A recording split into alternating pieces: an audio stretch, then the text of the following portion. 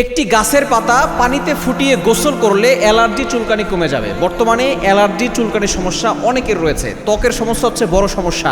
অনেকেই দেখা যাচ্ছে এটার জন্য ঘুমাতে পারে না এবং গরমে যেতে পারে না, রোদে যেতে পারে না, দেখা যাচ্ছে শরীর চুলকায়, সে ভালো থাকতে পারে না। এই অ্যালার্জি চুলকানির সমস্যা যদি আপনি কমাতে চান, একটি গাছের পাতা দিয়ে সেটা আপনি গরম পানিতে ফুটিয়ে ওই পানিটা দিয়ে আপনি গোসল করার চেষ্টা করবেন। কারণ পানিতে কিন্তু বর্তমানে অনেক ভেজাল রয়েছে। বিশেষ করে শহরে যারা থাকে এই পানিতে দেখা যাচ্ছে অনেক সময় পোকা থাকে এবং বিভিন্নভাবে এই পানিগুলো এমনভাবে অপরিষ্কার থাকে যে এর দ্বারা মানুষের অনেক ধরনের চুলকানি অ্যালার্জিগুলো বেড়ে যায়। সুতরাং এটার জন্য আপনি একটি গাছ, এই গাছের কথা আল্লাহ তাআলা নিজে পবিত্র কোরআন কারীমের ভিতরে বলে দিয়েছেন।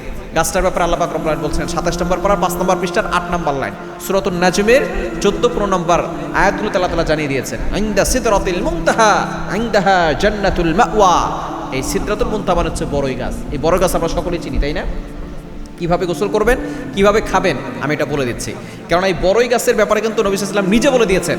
যখন নবী সাল্লাল্লাহু আলাইহি ওয়াসাল্লামের কন্যা যায়েনাব রাদিয়াল্লাহু তাআলা দুনিয়া থেকে বিদায় নিলেন, নবীজি সাল্লাল্লাহু আলাইহি ওয়াসাল্লাম বললেন তাকে গরম পানিতে বড়ই পাতা দিয়ে তারপর তাকে গোসল করাও। তারপর থেকে প্রত্যেকটা মৃত ব্যক্তিকে গরম পানিতে বড়ই পাতা দিয়ে তারপর গোসল করানো হয়। বর্তমান চিকিৎসা বিজ্ঞান অবাক হয়ে গিয়েছে, কত গাছ রয়েছে, আধুনিক বর্তমান সময়ে কত ধরনের সাবান রয়েছে, তারপরও কেন এই বড়ই পাতা দিয়ে গোসল করানো হয়? তখন তারা এটাকে নিয়ে পরীক্ষা করতে লাগলো। তখন তারা দেখলো যে যখন গরম পানিতে বড়ই পাতা ছেড়ে দেওয়া হয় তখন ওই পানিটা পরিষ্কার এবং স্বচ্ছ হয় এবং এটার ভিতরে কোনো জীবাণু থাকে না। এটা দেখে তারা অবাক হয়ে গেল। 1500 বছরের কোনো ল্যাব ছিল না, টেকনোলজি ছিল না, কোনো ধরনের সায়েন্স ছিল না।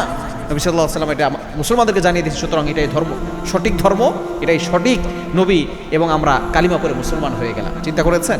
সুতরাং এই বড়ই পাতা আপনি গরম পানিতে ফুটিয়ে ওটাতে প্রতিদিন গোসল করবেন এবং সকালবেলা চিবিয়ে বড়ই গাছের পাতা ভালো করে ধৌত করে খাবেন। দেখবেন আল্লাহ পাক রব্বুল আলামিন এই পাতার বরকতে আল্লাহ তাআলা আপনার সকল রোগ দূর করে দেবেন, অ্যালার্জি চুলকানিগুলো কমিয়ে দেবেন ইনশাআল্লাহ।